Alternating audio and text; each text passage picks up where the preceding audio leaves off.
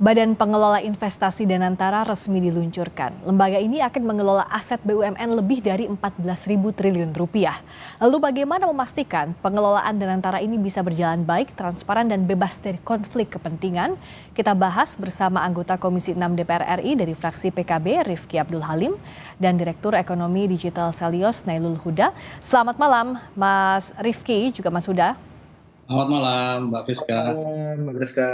Menjawab pertanyaan di liputan tadi, Mas Rifki, bagaimana memastikan kepercayaan publik ini bisa diraih agar Danantara bisa berjalan dengan baik, pengelolaannya transparan, tidak berakhir sebagai lembaga seperti lembaga investasi di luar negeri, contohnya kasus 1MDB Malaysia. Nah, apa yang bisa jadi modal utama agar publik percaya? Ya, memang Danantara ini banyak yang mempertanyakan dan khawatir atas pembentukan Danantara ini. Kekhawatiran berakhir kayak 1MDB di Malaysia ini menurut saya menjadi alarm bagi pengurus Danantara itu sendiri. Jadi menurut saya pengelolaan 1MDB ini karena tidak mengikuti GCG. Jadi kurangnya akuntabilitas dan integritas. Nah, tadi sudah disinggung juga oleh Presiden Prabowo bahwa Danantara ini dapat diaudit oleh siapapun, kapanpun, dan sudah ada payung hukum Danantara itu sendiri melalui Undang-Undang Nomor 1 Tahun 2005 tentang BUMN dan juga Perpres Perpres nomor 10 tahun 2025 tentang organisasi dan tata kelola BPI Danantara. Nah, posisi publik saat ini banyak yang optimis dan banyak yang pesimis. Nah, yang terpenting pemerintah harus menjelaskan terkait Danantara ini sendiri dengan detail dan menyeluruh agar publik ini bisa paham maksud dan tujuannya dibentuknya Danantara itu sendiri. Kalau dari Selyos, Mas Huda, dengan dana 14.000 triliun rupiah yang akan dikelola, pertanyaannya kan bagaimana pengawasan atau auditnya? Presiden bilang bahwa auditnya bisa dilakukan secara terbuka, tapi apa sebenarnya yang masih mengganjal soal ini? Apa yang sebenarnya harus dijelaskan ke publik dan belum tersampaikan dengan baik? Ya, yang pasti seperti ini, Mbak. Kita tahu semua bahwa di dalam Undang-Undang BUMN yang baru ada imunitas ya bagi Danantara dan juga BUMN kelolaannya yang dia dipisahkan dari kekayaan negara gitu kan. Jadi dia disebut kekayaan BUMN. Nah, imunitas inilah yang saya sayangkan sebenarnya ketika ada revisi Undang-Undang BUMN ini gitu kan, bahwa sekarang ketika BPK ingin masuk untuk mengaudit ya, audit laporan keuangan maupun kinerja, itu tidak dapat dilakukan seperti sedia kala gitu kan. Ada harus persetujuan dari Mas Rifki dan kawan-kawan di parlemen gitu kan, yang sehingga ini bisa menghambat proses dari transparansi Danantara itu sendiri gitu kan, bahwa Prabowo sampaikan bisa audit siapapun gitu kan, dan bahkan tadi di VT kita juga mendengar bahwa ada Pak Rosan menyebut dari luar negeri dan sebagainya. Kemungkinan besar ini ditujukan kepada kantor akuntan publik gitu kan, bukan yang memang resmi dimiliki oleh negara seperti BPK. Padahal kalau kita lihat ada Prabowo sendiri sudah sampaikan ada bagian dari BUMN yang dia diambil dari PMN yang akan disisihkan kepada Danantara. Artinya adalah ada uang pajak kita yang dikelola oleh Danantara. Ini saya sayangkan kenapa tidak bisa diaudit dengan biasa gitu kan, dengan BPK gitu kan, tidak melalui perizinan dari DPR. Ini yang kita sayangkan sebenarnya, Mbak. Oke, dijawab Mas Rifki yang tadi, kenapa soal mekanisme ada imunitas tadi, sementara di sisi lain Presiden bilang bahwa auditnya akan terbuka, pengawasannya bisa oleh siapa saja. Jangan sampai ini jadi bottleneck di kemudian hari. Enggak, menurut saya ini tidak ada batasan ya, tidak ada imunitas apapun. Bahkan semua orang baik internal maupun eksternal ini bisa mengawasi Danantara secara bersama-sama. Bahkan mau DPR sekalipun, ini juga kita dari DPR juga akan benar-benar mengawasi bagaimana Danantara ini dapat berjalan dengan sesuai dengan koridornya.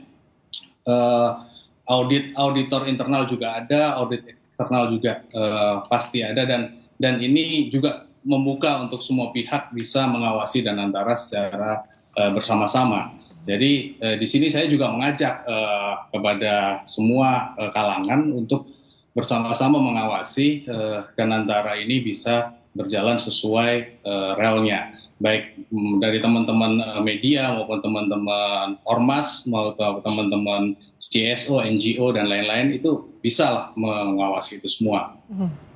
Yang penting saya mengajak kekritisan dari semua kelompok masyarakat untuk mengawasi Danantara ini secara bersama-sama. Oke, nah kalau dari Selyos pengawasan seperti apa yang ideal, yang bisa di-challenge ke DPR, apakah mekanisme yang ada di pikiran Selyos misalnya itu bisa dipraktikkan atau tidak dalam pada saat pengawasan itu berlangsung? Ya, yang pasti gini Mbak, pengawasan internal itu kan dibutuhkan dari struktur organisasi yang memang tidak ada kepentingan. Nah, kita lihat struktur organisasi yang diumumkan oleh Prabowo tadi gitu kan. Ada di situ Menteri Erick Thohir, kemudian ada Menteri Sri Mulyani, kemudian juga Rosan juga, nggak tahu apakah Rosan akan mundur atau tidak, pastinya kita minta mundur gitu kan, untuk fokus ke Danantara gitu kan. Terus kemudian di situ ada Pak Jokowi dan SBY gitu kan. Nah ini kan saya rasa harus ada satu profesionalitas yang memang harus dikedepankan dari sisi organisasi di Danantara. Nah karena apa? Karena ketika internal ini kan audit internal itu kan tergantung dari siapa komisarisnya, siapa pengawasan dan sebagainya gitu kan. Kalau misalkan ini dia tidak ada sistem di internal yang baik, saya rasa ini bisa jadi celah gitu kan, celah bagi Danantara untuk menjadi one MDB meskipun kita semua harus menghindari itu kan. Kita tidak bolehlah berharap Danantara seperti one MDB. Tapi ketika ini diisi oleh orang-orang yang tidak profesional, kita rasa nasibnya bakalan sama gitu kan. Makanya kita dalam beberapa kali kesempatan kita minta bahwa Danantara ini harus diisi oleh orang yang berkualitas, profesional dan juga tidak ada sangkut pautnya terhadap ya kepentingan politik maupun kepentingan pribadi gitu kan. Kita tahu semuanya bahwa di sisi ada Pak Jokowi, Pak SBY, dan kemudian ada beberapa ada Menteri BUMN pun yang sebagai Dewan Pengawas mempunyai kekuatan yang cukup besar dalam hal ya tadi untuk mengarahkan bagaimana sih nanti Danantara ini bisa berlayar gitu kan. Nah ini yang kita khawatirkan jadi sesuatu yang memang di luar kehendak dari presiden, yang pasti yang kita takutkan adalah adanya intervensi dari orang-orang dari partai politik yang bisa membuat Danantara ini tidak bekerja secara optimal. Oke, ada kekhawatiran struktur Danantara yang bebas kepentingan ini bisa terwujud atau tidak kalau diisinya misalnya politisi atau ada mantan presiden dan orang-orang yang saat ini merangkap jabatan. Kami juga masih bersama dengan anggota Komisi 6 DPR RI, fraksi PKB Rifki Abdul Halim dan Direktur Ekonomi Digital Selyos Nailul Huda masih membahas soal Danantara. Saya ke Mas Rifki, bagaimana menjawab kekhawatiran struktur Danantara yang diisi oleh misalnya mantan presiden, lalu ada yang masih menjabat sebagai menteri, bagaimana memastikan struktur sekarang ini bebas konflik kepentingan?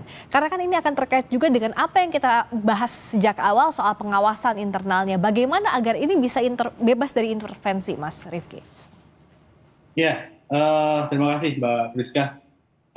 Menurut saya profesionalisme ini dimiliki oleh berbagai macam pihak. Kita tidak bisa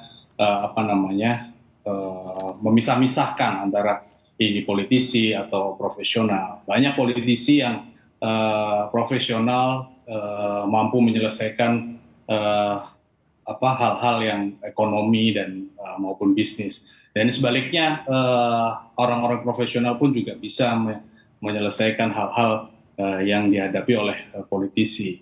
Yang ingin saya tegaskan adalah pengawasan secara bersama-sama ini adalah kunci. Dan saya ingin kembali menegaskan apa yang sudah disampaikan oleh Presiden Prabowo bahwa Danantara ini dapat diawasi oleh siapapun, kapanpun, dan pengawasnya juga sudah cukup banyak menurut saya baik internal, eksternal, DPR itu sendiri akan benar-benar mengawasi bagaimana Danantara ini berjalan sesuai dengan relnya. Kita harus berkomitmen untuk benar-benar mengawasi berjalannya Danantara ini dengan baik. Kalau dari Mas Huda, bagaimana bisa menakar pengawasan akan berjalan efektif ke depannya, dan bagaimana pula agar proyek strategis yang akan diinvestasikan dari Danantara ini betul-betul tepat sasaran? Ada 20 proyek strategis, jadi dari hal pengawasannya berjalan baik pun juga proyek strategisnya khususnya di bidang hilirisasi tambang misalnya itu memang tepat sasaran. Ya, yang pertama seperti ini Mbak, dengan masuknya Erick Thohir dan juga Doni ya di Wakil Menteri BUMN menjadi CEO atau saya lupa Chief Investment atau Chief Operational ya. Tapi masuknya Pak Doni ke struktur Danantara ini menimbulkan semacam kita sebutnya teori prinsipal agen. Artinya apa? Artinya di sini kan ada prinsipal atau pemilik asetnya, yaitu pemerintah gitu kan, Prabowo dan juga dalam hal ini Kementerian BUMN. Jangan lupa Kementerian BUMN itu masih memegang saham syariah. Artinya untuk menentukan direksi dan komisaris, Kementerian BUMN itu masih memiliki wewenang yang cukup besar.